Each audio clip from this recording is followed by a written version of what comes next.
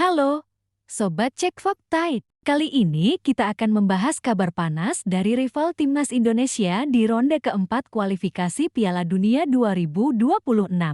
Timnas Irak. Irak tidak main-main. Demi memperkuat peluang lolos ke Piala Dunia, Irak dikabarkan akan memanggil 4 pemain diaspora baru. Keempat nama ini mayoritas pemain muda yang sedang berkembang di klub-klub Eropa. Siapa saja mereka? Kenapa langkah ini berbahaya untuk skuad Garuda? Yuk, kita bedah satu persatu. Bahaya Timnas Indonesia. Irak tambah 4 pemain diaspora di kualifikasi Piala Dunia 2026. Rival Timnas Indonesia di ronde 4 kualifikasi Piala Dunia 2026 yaitu Irak dikabarkan akan merekrut 4 pemain diaspora demi memperkuat skuad. Tidak hanya itu, tim yang diasuh Graham Arnold juga dikabarkan sedang mengupayakan pemain diaspora tambahan.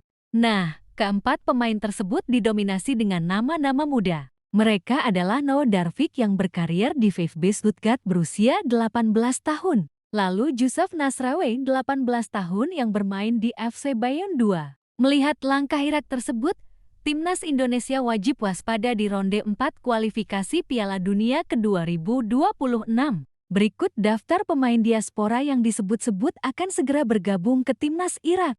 1. Noah Darvik VfB Stuttgart 18 tahun. Noah Darvik bukan nama sembarangan. Ia pemain muda kelahiran Jerman, keturunan Irak, dan saat ini berkarier di VfB Stuttgart. Pemain ini dikenal sebagai gelandang kreatif dengan visi permainan di atas rata-rata. Usianya baru 18 tahun, tapi sudah sering dipanggil ke tim junior Bundesliga. Kalau dia turun, Irak punya motor serangan baru yang bisa membuka pertahanan lawan. 2. Jusuf Nasrawi FC Bayern kedua, 18 tahun, nama kedua juga tak kalah menarik. Jusuf Nasrawi, pemain muda 18 tahun ini terdaftar di FC Bayern 2 tim cadangan raksasa Jerman, Bayern Munchen. Posisi utamanya adalah gelandang serang atau second striker. Dengan kecepatan dan teknik Eropa, Nasrawi jelas bisa menambah opsi serangan untuk singa Mesopotamia. 3. Dua nama lain. Meski identitas dua pemain lainnya belum diumumkan secara resmi, rumor menyebutkan keduanya juga berkarir di Eropa, salah satunya di Liga Belanda dan satu lagi di Liga Denmark. Keduanya sama-sama pemain di bawah usia 23 tahun. Artinya, selain membawa kualitas Eropa, mereka juga membawa stamina dan semangat tinggi khas pemain muda. Kenapa ini jati alam bahaya buat Indonesia?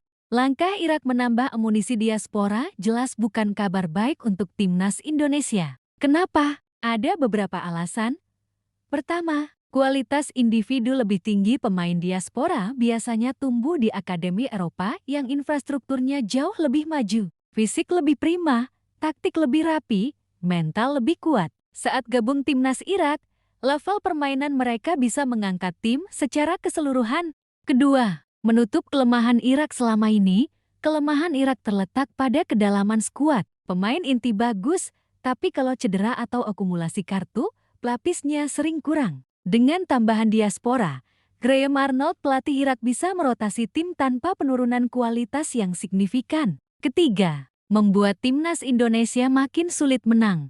Di ronde 4, Indonesia butuh mencuri poin lawan Irak untuk menjaga asa lolos. Kalau Irak makin kuat, peluang Indonesia minimal imbang pun makin berat. Dalam sejarah pertemuan, Irak sudah jadi lawan yang sulit dikalahkan, sekarang akan lebih sulit lagi. Untuk memberi gambaran seberapa berbahayanya Irak, di ronde 2 kualifikasi Piala Dunia 2026, Irak 2 kali menaklukkan Indonesia dengan skor meyakinkan. Mereka punya beberapa bintang seperti Aiman Hussein dan Zidane Iqbal. Lini tengah mereka solid, fisik tangguh, dan mental tanding mereka kuat karena sering bertemu tim Asia Barat lain yang juga keras. Dengan tambahan Noah Darvik dan kawan-kawan, Irak bukan cuma kuat di fisik, tapi juga punya sentuhan Eropa yang memperkaya variasi serangan. Bagi Timnas Indonesia, kabar ini harus jadi alarm serius. Menghadapi Irak saja sudah sulit, apalagi kalau lawan menambah senjata baru.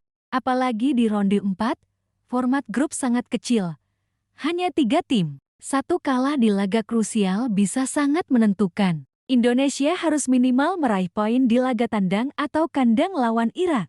Kalau Irak full tim, kita harus punya strategi, disiplin bertahan, Jangan kebobolan cepat. Manfaatkan serangan balik dengan cepat dan akurat. Tingkatkan kondisi fisik agar tidak habis di menit 70-n. Perbanyak simulasi taktik untuk meredam playmaker diaspora. Berita ini harus jadi wake-up call untuk PSSI, pelatih Patrick Kluivert, dan para pemain. Indonesia juga punya senjata diaspora, J. Itzes, Ilken Baget, Evergener, Rafael Struijk, dan Tam Hai. Mereka harus fit 100%.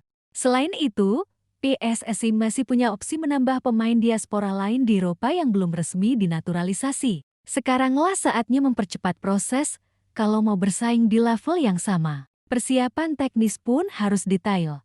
Adaptasi cuaca dan lapangan tandang. Kesiapan mental agar tidak gentar. Recovery cepat karena jadwal laga sangat padat. Kesimpulannya, kabar Irak menambah 4 pemain diaspora adalah peringatan keras. Tapi mimpi ke Piala Dunia 2026 belum sepenuhnya hancur. Yang harus dilakukan timnas Indonesia sekarang adalah perkuat diri, fokus pada persiapan, jaga mental pantang menyerah. Sepak bola selalu punya ruang kejutan. Jangan lupa, Arab Saudi pun pernah dikalahkan Indonesia di level junior. Vietnam pun bisa bikin repot tim raksasa Asia. Kenapa Indonesia tidak? Itulah tadi fakta terbaru tentang langkah Irak merekrut 4 pemain diaspora menjelang ronde 4 kualifikasi Piala Dunia ke 2026. Menurut kalian, apakah Indonesia masih bisa membuat kejutan? Apa strategi terbaik untuk menahan Irak yang semakin kuat? Tulis pendapat kalian di kolom komentar. Jangan lupa like, share, subscribe, dan nyalakan lonceng notifikasi supaya tidak ketinggalan fakta terbaru seputar timnas Indonesia hanya di Cek Fakta. Sampai jumpa di video berikutnya. Salam Garuda Merdeka!